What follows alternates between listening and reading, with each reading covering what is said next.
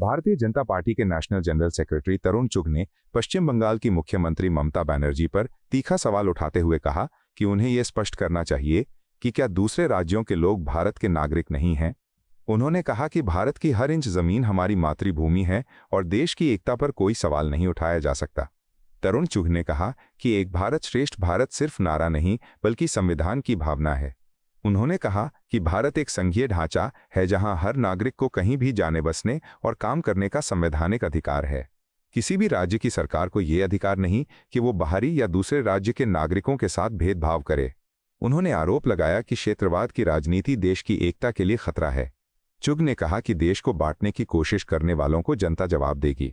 भाजपा नेता ने दोहराया कि भारत की एकता और अखंडता सर्वोपरि है और कोई भी राजनीतिक दल संविधान से ऊपर नहीं है।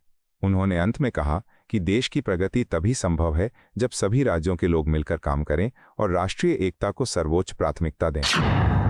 ममता बनर्जी को स्पष्ट करना चाहिए, क्या अन्य राज्य से आने वाले लोग भारत के नागरिक नहीं हैं? भारत की पग पग भूमि हमारी मातृभूमि है। भारत एक है, एक भारत श्रेष्ठ भारत। हर राज्य का भारतीय कहीं भी जा सकता है, बच सकता है, पर ममता जी क्षेत्रीय भावनाओं को भड़काकर तुच्छ राजनीतिक लाभ लेने का खतरनाक खेल खेल रही हैं। आज राहुल गांधी और कांग्रेस के अंदर और टीएमसी और ममता बनर्जी जमायते इस्लामी और मुस्लिम लीग बनने की होड़ में है। ममता बनर्जी और राहुल गांधी में मॉडर्न जिन्ना बनने की होड़ लगी है। इसलिए आप क्षेत्रवाद का, कभी सनातन का, ऐसे मुद्दे उठाकर तमस व तनाव पैदा करने की कोशिश कर रहे हैं। ममता जी, बंगाल की जनता और देश की जनता आपका असली घिनौना चेहरा पहचान चुकी है। एआई समिट के दौरान यूथ कांग्रेस के विरोध प्रदर्शन पर जेडीयू के नेशनल स्पोक्सपर्सन राजीव रंजन प्रसाद ने कांग्रेस पर गंभीर आरोप लगाए। उन्होंने कहा कि कांग्रेस के कई वरिष्ठ नेताओं के बयान इस बात का संकेत देते हैं कि ये विरोध एक सोची समझी रणनीति का हिस्सा था। राजीव रंजन प्रसाद ने कहा कि किसी भी अंतर्राष्ट्रीय मंच पर देश की छवि खराब करना उचित नहीं है। उन्होंने कहा कि जब देश टेक्नोलॉजी और आर्टिफिशियल इंटेलिजेंस जैसे अहम विषयों पर वैश्विक स्तर पर अपनी पहचान मजबूत कर रहा है तब इस तरह का प्रदर्शन दुर्भाग्यपूर्ण है। उन्होंने दावा किया कि इस विरोध का असर उल्टा कांग्रेस पर ही पड़ा है और जनता ने इसे नकारात्मक राजनीति के रूप में देखा है। जेडीयू प्रवक्ता ने कहा कि राजनीतिक मतभेद अपनी जगह हैं, लेकिन राष्ट्रीय मंचों पर जिम्मेदारी और परिपक्वता दिखाना जरूरी है। उन्होंने कहा कि देश के हितों से ऊपर कोई भी दल या नेता नहीं हो सकता। ऐसे विरोध से कांग्रेस की छवि को नुकसान पहुंचा है और ये संदेश गया है कि पार्टी आंतरिक रूप से भी असमंजस में है। देखिए, अब जिस तरह से इस पूरे घटना को लेकर कांग्रेस के अनेक बड़े नेताओं के अपने कार्यकर्ताओं के समर्थन में बयान आए हैं, उससे कहीं कोई संशय नहीं होना चाहिए। ये पूरी तरह से सोची समझी रणनीति का हिस्सा है। ये अलग बात है कि ये पूरी तरह से कांग्रेस के लिए बैकफायर कर चुका है। कांग्रेस को काफ़ी इसका नुकसान हुआ है और कहीं ना कहीं लोग, जब भारत की प्रतिष्ठा का सवाल है, भारत के उन्नति और संपन्नता के मार्ग खुल रहे हो, वैसे में अगर ऐसी हरकतें मुख्य प्रतिपक्षी दल की ओर से हो रहे हो तो ये चिंता का सबब है और कांग्रेस को एक व्यापक नाराजगी का सामना आने वाले वर्षों में करना पड़ेगा। एआई समिट में यूथ कांग्रेस के विरोध को लेकर भाजपा सांसद धर्मशीला गुप्ता ने कड़ी प्रतिक्रिया दी है। उन्होंने कहा कि यह बेहद दुर्भाग्यपूर्ण है कि जब भारत वैश्विक मंच पर आर्टिफिशियल इंटेलिजेंस और टेक्नोलॉजी के क्षेत्र में अपनी उपलब्धियां प्रस्तुत कर रहा था, तब कांग्रेस के युवाओं ने विरोध प्रदर्शन कर देश की छवि को नुकसान पहुंचाने की कोशिश की। धर्मशीला गुप्ता ने कहा कि इस तरह का व्यवहार राष्ट्रीय हितों के खिलाफ है। उन्होंने आरोप लगाया कि कांग्रेस के युवाओं ने राजनीतिक लाभ के लिए अंतर्राष्ट्रीय मंच का इस्तेमाल किया। उन्होंने कहा कि भारत तेजी से डिजिटल और टेक्निकल प्रगति की दिशा में आगे बढ़ रहा है और ऐसे समय में नकारात्मक राजनीति देश के विकास को प्रभावित कर सकती है। भाजपा सांसद ने कहा कि लोकतंत्र में विरोध का अधिकार है, लेकिन उसका तरीका और मंच भी महत्वपूर्ण होता है। उन्होंने कांग्रेस से आत्ममंथन करने की सलाह दी और कहा कि वैश्विक मंच पर देश की प्रतिष्ठा सर्वोपरि होनी चाहिए। ये बहुत ही दुर्भाग्यपूर्ण है।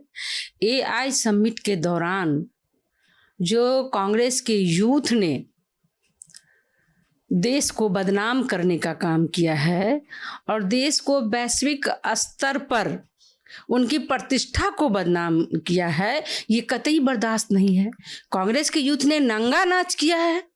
कम से कम सोनिया गांधी से तो सीखना चाहिए कि सोनिया गांधी स्वयं विदेशी है और देश का हर नागरिक यानी कि भारतीय जनता पार्टी भी सोनिया गांधी का सम्मान करती है। और उस एआई समिट के मंच पर कई विदेश के वहाँ पर बड़े बड़े वहाँ पर लीडर थे और उस समय जो कांग्रेस ने ये करतूत किया है, ये नंगा नाच किया है और आदरणीय प्रधानमंत्री नरेंद्र मोदी जी के द्वारा जो देश को वैश्विक स्तर पर प्रतिष्ठा मिल रही है उसको बदनाम करने का काम किया है, तो ये कतई बर्दाश्त नहीं है। कांग्रेस वालों सोनिया गांधी से क्यों नहीं सीखते हैं? एक विदेशी का किस तरह से सम्मान किया जाता है, जो हमारे देश का हर नागरिक उनका सम्मान कर रहे हैं। तो इस तरह से कांग्रेस का पतन है, जो वैश्विक स्तर पर भी उन्होंने देश को बदनाम करने का काम किया है, नंगा नाच किया है, ये कतई बर्दाश्त नहीं है। उत्तराखंड में हरिद्वार कुंभ 2026 को लेकर कांग्रेस नेता और पूर्व मुख्यमंत्री हरीश रावत ने प्रतिक्रिया दी है। उन्होंने कहा, कुंभ शरणम गच्छामि, और स्पष्ट किया कि अर्ध कुंभ को हमारी परंपरा में विशेष महत्व प्राप्त है। हरीश रावत ने कहा कि हमारी संस्कृति और धार्मिक परंपराओं में कुंभ और अर्ध कुंभ दोनों का समान सम्मान है। उन्होंने आरोप लगाया कि भाजपा ने अर्ध कुंभ को सिर्फ कुंभ बताकर परंपरा के साथ राजनीतिक दृष्टिकोण अपनाया है। उन्होंने कहा कि कुंभ केवल एक धार्मिक आयोजन नहीं बल्कि सांस्कृतिक विरासत का प्रतीक है। इसे राजनीति से ऊपर रखकर देखना चाहिए। रावत ने कहा कि श्रद्धालुओं की आस्था का सम्मान करना सभी सरकारों की जिम्मेदारी है। उन्होंने ये भी कहा कि आयोजन की भव्यता के साथ साथ उसकी पारंपरिक पहचान को बनाए रखना आवश्यक है। कुंभ शरणम गच्छामि, अर्धकुंभ को इसीलिए कुंभ कहा गया है। अर्धकुंभ शब्द शास्त्र सम्मत है, परंपरा सम्मत है, हमारी संस्कृति से जुड़ा हुआ कुंभ और अर्धकुंभ। लेकिन भाजपा ने उसको कुंभ कहा है, तो देखते हैं कुंभ कैसा होता है। तो इसलिए उनको ये लगता है कि उनके खिलाफ जितने सवाल उठ गए हैं और उनका मुस्लिम यूनिवर्सिटी वाला झूठ पंक्चर हो गया, पूरा वो टायर चलने वाला नहीं है, तो इसलिए भाजपा बड़े डेस्परेटली कोई और उसको देखने तलाश में है। तो कुंभ उनको लगता है कि कुंभ कह करके कुछ उसका राजनीतिक फायदा उठाया जा सकता है। ठीक है, सत्तारूढ़ दल अच्छी तरीके से करे, अच्छा शानदार कुंभ करे, हमारा भी सहयोग रहेगा उसमें, लेकिन उसका राजनीतिक फायदा उठाने के लिए भाजपा इसमें बेताब है। एआई समिट में यूथ कांग्रेस के विरोध पर बिहार के मंत्री दिलीप कुमार जायसवाल ने राहुल गांधी के नेतृत्व पर सवाल उठाए। उन्होंने कहा कि कांग्रेस के वरिष्ठ नेताओं ने भी राहुल गांधी की नेतृत्व शैली से दूरी बनानी शुरू कर दी है। जायसवाल ने कहा कि पार्टी के कई अनुभवी नेता स्वयं को नेहरूवादी और इंदिरा गांधीवादी बताते हैं, लेकिन राहुल गांधीवादी नहीं मानते। उन्होंने आरोप लगाया कि ये स्थिति कांग्रेस के आंतरिक संकट को दर्शाती है। उन्होंने कहा कि जब किसी पार्टी में नेतृत्व को लेकर स्पष्टता नहीं होती तो उसका असर उसके राजनीतिक प्रदर्शन पर भी पड़ता है। जायसवाल ने दावा किया कि राहुल गांधी की सोच देशहित के अनुरूप नहीं है और इसी कारण पार्टी कमजोर हो रही है। उन्होंने कहा कि कांग्रेस को पहले अपने नेतृत्व और विचारधारा को स्पष्ट करना चाहिए, तभी वो जनता का विश्वास दोबारा जीत पाएगी। ये कांग्रेस के बड़े बड़े नेताओं ने, आप सोशल मीडिया में देख रहे होंगे, सभी लोगों ने राहुल गांधी के नेतृत्व से पल्ला झाड़ लिया है और उन लोगों ने स्पष्ट कहा कि हम नेहरूवादी हैं, इंदिरा गांधीवादी जरूर हैं, लेकिन राहुल गांधीवादी नहीं। क्योंकि जब कांग्रेस के बड़े बड़े सुलझे हुए नेता राहुल गांधी से पल्ला झाड़ना शुरू कर दिए, सभी लोगों को ये एहसास हो रहा है कि राहुल गांधी देश विरोधी मानसिकता के साथ हैं। आज जो युवा और छात्र ने आंदोलन किया, जिस तरह का घृणित हरकत किया है आर्टिफिशियल इंटेलिजेंस सम्मेलन में, वो युवा और छात्र भी बाद में शर्मिंदगी महसूस कर रहे होंगे कि किस तरह के नेतृत्व राहुल गांधी के कहने पर वो इस तरह का गंदा हरकत और देश विरोधी मानसिकता का हरकत कर दिए। आज वो लोग भी लज्जित हो रहे होंगे। देश को लज्जित किया गया है और ये राहुल गांधी की मानसिकता कांग्रेस के धरातल को समाप्त करता जा रहा है और अब तो बड़े नेताओं ने आवाज उठाना शुरू कर दिया है। इसीलिए ये देश विरोधी मानसिकता राहुल गांधी की उपज है। राहुल गांधी जब तक रहेंगे कांग्रेस का डूबना तय है। एआई समिट के विरोध को लेकर बिहार के डिप्टी सीएम विजय कुमार सिन्हा ने कांग्रेस पर तीखा प्रहार किया। उन्होंने कहा कि ये अब महात्मा गांधी की कांग्रेस नहीं रही। सिन्हा ने आरोप लगाया कि कांग्रेस की वर्तमान विचारधारा राष्ट्रवाद से दूर होती जा रही है। उन्होंने कहा कि देश को वैश्विक स्तर पर मजबूत बनाने के लिए सकारात्मक राजनीति की आवश्यकता है, इनकी विरोध की राजनीति की। उन्होंने कहा कि जब देश आर्टिफिशियल इंटेलिजेंस टेक्नोलॉजी और इनोवेशन के क्षेत्र में आगे बढ़ रहा है तब विपक्ष को भी रचनात्मक भूमिका निभानी चाहिए। सिन्हा ने कहा कि जनता अब समझ चुकी है कि कौन देशहित में काम कर रहा है और कौन केवल राजनीतिक लाभ के लिए मुद्दों को उछाल रहा है। उन्होंने कांग्रेस से आत्मचिंतन की अपील की। देखिए, कांग्रेस के संस्कार का प्रदर्शन है, अराजकता का प्रतीक है। ये गांधी जी का कांग्रेस नहीं रहा। ये विदेशी मानसिकता से ग्रसित हुआ कांग्रेस, जिसको राष्ट्र से प्रेम नहीं, राष्ट्रवाद से उनको नफरत है, भारत की बढ़ते प्रतिष्ठा को देखना नहीं चाहते। जहां पूरा विश्व भारत को आशा भरी निगाहों से देख रहा, पूरा देश गौरवान्वित है। कृत्रिम बुद्धिमत्ता एआई के माध्यम से हर लोग नए युग की ओर प्रवेश करने के लिए पूरी उत्साह से कदम बढ़ा रहे हैं। वहीं कांग्रेस विश्व को भारत के सम्मान स्वाभिमान को चोट पहुंचाने की हरकतें कहीं न कहीं देश को लज्जित कर रहा है। इस तरह की मानसिकता राहुल गांधी के इशारे पर जो कांग्रेस के युवा विंग इस तरह के काम किए हैं, इनकी घोर भर्त्सना की जानी चाहिए, इनको माफी मांगनी चाहिए और ऐसे मानसिकता पर ब्रेक लगनी चाहिए। राजस्थान में लोकसभा स्पीकर ओम बिरला ने छात्रों को संबोधित करते हुए कहा कि यहाँ के विद्यार्थी पूरे देश में ज्ञान और कौशल का प्रसार कर रहे हैं। उन्होंने कहा कि आने वाले वर्षों में राजस्थान को शिक्षा, टेक्नोलॉजी और टेक्निकल एजुकेशन का प्रमुख केंद्र बनाने की दिशा में प्रयास किए जा रहे हैं। बिरला ने कहा कि आईटी सेक्टर में संभावनाएं तेजी से बढ़ रही हैं और युवाओं को नई तकनीकों के अनुरूप खुद को तैयार करना होगा। उन्होंने विद्यार्थियों से इनोवेशन और स्किल डेवलपमेंट पर ध्यान देने की अपील की। बिरला ने कहा कि शिक्षा केवल डिग्री तक सीमित नहीं होनी चाहिए, बल्कि उसे रोजगार और उद्यमिता से जोड़ना जरूरी है।